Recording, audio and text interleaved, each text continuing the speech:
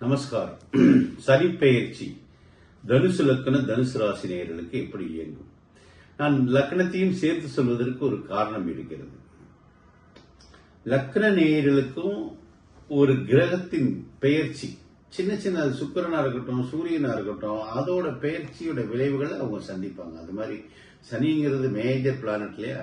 இவ்வளவு நாள் சாதகமா 3ஆம் இடத்துல இருந்த தனுசு ராசி நேயர்களுக்கு கண்டகச்சனியா 4ஆம் இடத்துல போய் சேருது.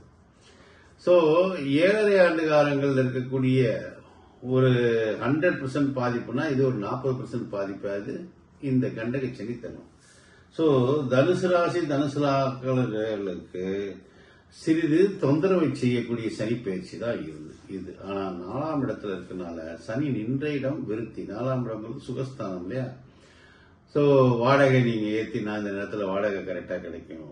அம்மா மூலமா சொத்துக்கள் கிடைக்கும். 4ஆம் இடத்துல இருக்கும்போது அந்த நன்மைகள்லாம் நடக்கும். சொத்து வாங்க வைக்கும்.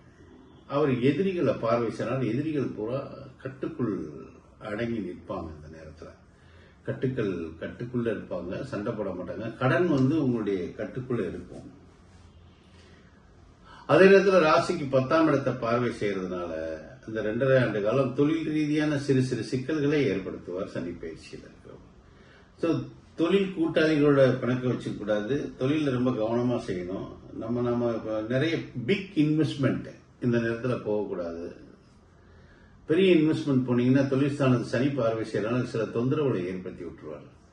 சோ மிகவும் ஜாக்கிரதையாக கையாளவில்லை என்றால் சனி பயிற்சி தனுசு ராசி தனுசு லக்ன நேயர்களுக்கு தொந்தரவை செய்யும். நன்மையும் நடக்கட்டும்.